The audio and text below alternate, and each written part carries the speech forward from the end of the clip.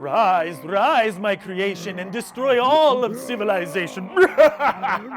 Just 5 more minutes, please. What, 5 minutes, man? Get up, you lazy butthole. Hey, Cody, can I use your electric table thing? I need to charge my phone. No! Just be a second. Won't be, Well, what is this? I'm trying to raise a monster here, man. Like, what do It you... won't be that long. I'll just get a quick charge, 10, maybe 20 minutes. That's not an how- emergency. The hell? Just...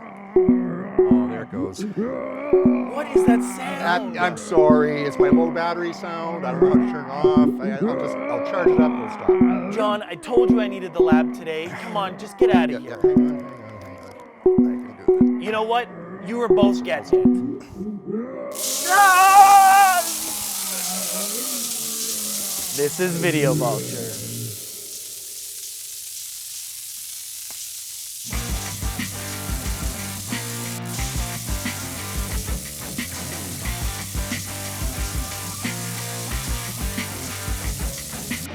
Hello, welcome to Video Vulture. I'm your host, John Tebbutt, and with me are two extreme Frankenstein experts, Cody Cook and Tom Bagley. And today we're talking about not Frankenstein movies, but movies that are so extremely distantly related to the classic Mary Shelley novel Frankenstein. I'm talking barely connected.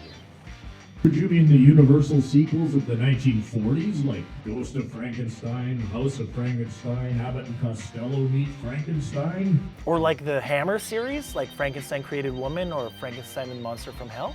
Good guesses, but no. We're talking really, really far removed from the original material. We are talking about Frankenhooker, the 1990 classic from director Frank Henenlotter, who's known for some weird movies. Yeah, like Basket Case 2 and 3. Oh, yeah. Brain Damage, great Yeah, director. Absolutely, yeah. And this one's just a really fun one. And messy in a weirdly cartoony way. Mm-hmm. Like there's a lot of people exploding, but it's bloodless. So Yeah. it's very cartoony. It works. It's an interesting aesthetic. It's got that Frank Henenlotter vibe where it's like body horror, but in a cartoony kind of comedic sense. Yeah, the tone is very light. Yeah. And the story is quite removed from the original, but a classic. We got Yeah. Jeffrey Franken, this young weirdo mad scientist guy. His girlfriend dies tragically in a freak lawnmower accident, and he brings her back as a Frankenstein monster, and he does a very kind of the brain that wouldn't die sequence of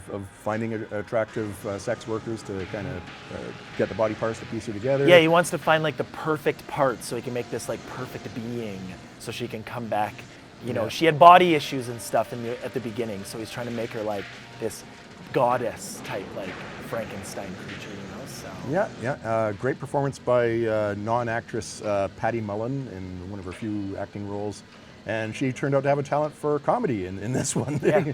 making that weirdly parallelogram mouth every now and again as the monster. I think, playing Elizabeth and the monster is her real creation. Oh, She's just hilarious with that tottering walk and And acting. the stilettos Yeah, and like. she's got a little bit of the bird head from Bride of Frankenstein, but also like a zillion sex worker voices in her head pulling her into weird connections. It's a treat to watch. Oh yeah, and if you like Frank Henenlotter's movies, it's up there in my opinion as one of his greatest movies. Like, Agreed. Yeah, Agreed. it's definitely, it's got like, it stands the test of time, you know, like you can watch it now, watch it 30 years ago, and it still like holds true and It's so, fun. Yeah.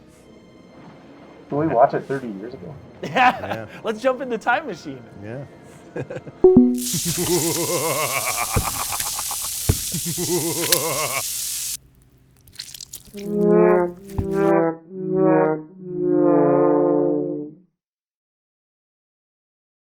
All right. Fun movie, not a whole lot of blood, but now we're going to see what? Well, this movie is like the stark contrast to that movie. So this one is very bloody. We're going to talk about Paul Morrissey's Frankenstein, aka Flesh for Frankenstein, aka Frankenstein 3D, or Andy Warhol's Frankenstein. Yeah. So this is also very far removed from the Mary Shelley, where it's this kind of barren doctor who's creating the perfect woman for his sister wife, and also like the perfect man for whatever reason. Yep. It's very wild. It's very erotic, very bloody, like I had said. it's, you know, it has starring Udo Kier, who's fantastic. He's just a great lead in this film, very handsome, very charismatic, but also playing a very scummy character in it.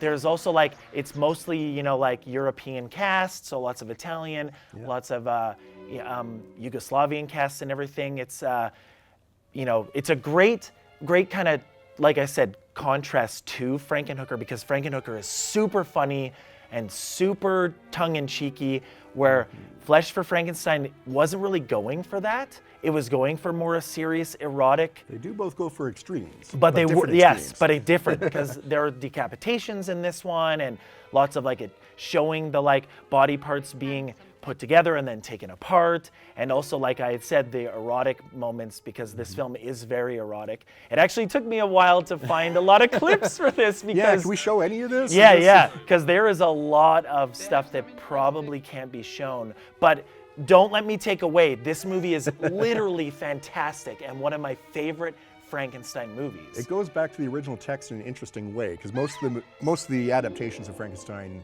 gloss over the fact that Elizabeth, the love of his life, is his adopted sister. Yeah.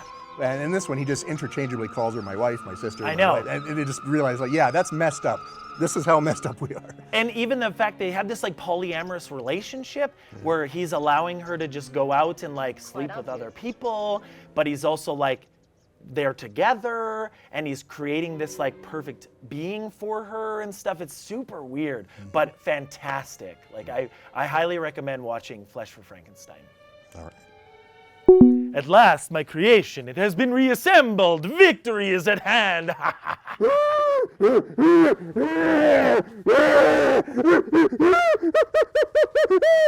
What the hell was that? Yeah, just another failed experiment. They cloned part of my sideburns and grew that in a petri dish. Hey, just like War of the Gargantuas. Oh, is that our next movie? Oh, hell no. What? So, Tom, if we're not doing War of the Gargantuas, what are we doing? Yeah. My choice for off-model Frankie is, of course, Dora Frankie from the beloved Japanese children's show Super Sentai Zoorangers, aka Mighty Morphin Power Rangers in the Western market. Anyhow, Dora Frankie appears first in the brilliantly titled episode Great Upgrade, Clay Monsters. And, of course, he is made out of this, some kind of super monster clay created by the evil monster witch queen Pandora. He's got the flat head and the undershirt and the suit jacket and big hiking boots and neck bolts that pull out to become nunchucks. So, of course, you know he's based on Mary Shelley's creation. Can our plucky heroes defeat him? Eventually, he grows to a giant size and gets an enormous hole drilled through his body. At this point, he's reborn as Zombie Frankie, more monstery looking and more dangerous than before. He later becomes Satan Frankie and is completely unrecognizable as any kind of creature inspired by Mary Shelley's pen.